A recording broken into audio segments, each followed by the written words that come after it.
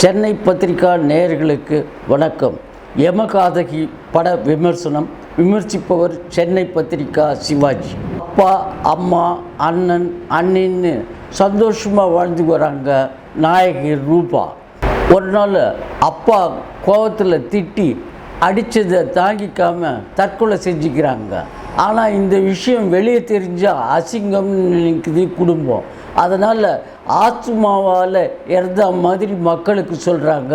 அதை ஊர் மக்களும் நம்பிடுறாங்க. ஆனால் அவங்க சடலத்தை எடுக்க முடியல, ரொம்ப கனமாக இருக்குது. அதனால் சுடுகாட்டில் இறுதி சடங்கு செய்கிறவரை கூப்பிடுறாங்க. அவரும் அந்த சடலத்தை பார்த்து ஏதோ இறந்த நாயகி ரூபா எதையோ உங்களுக்கு சொல்ல வர்றதுக்காக வந்திருக்காங்க அப்படின்னு சுவாரஸ்யமாக சொல்கிறது தான் படத்தோட மீதி கதை.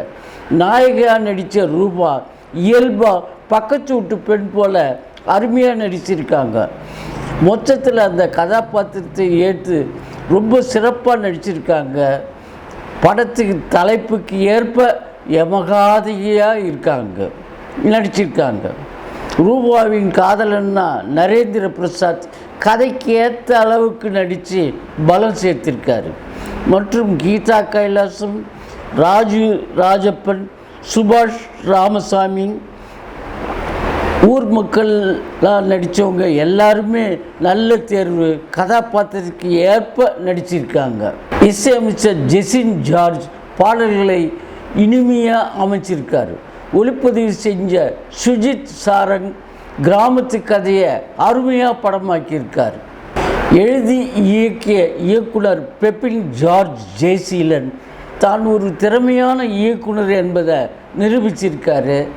நன்றி, வணக்கம். சென்னை பத்திரிகா டிவி நேயர்களுக்கு வணக்கம். லைக் பண்ணுங்கள், ஷேர் பண்ணுங்கள், சப்ஸ்கிரைப் பண்ணுங்கள். மறக்காமல் பெல் பட்டன் ப்ரெஸ் பண்ணுங்கள். அப்போ தான் நாங்கள் போடுற வீடியோ உடனுக்குடனே உங்களுக்கு ரீச் ஆகும்.